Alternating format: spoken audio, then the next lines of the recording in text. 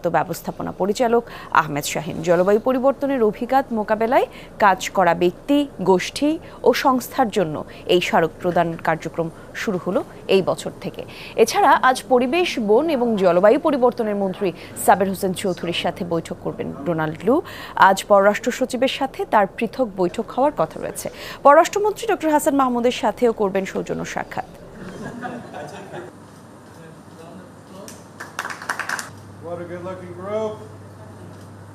Who are working right now here in Bangladesh.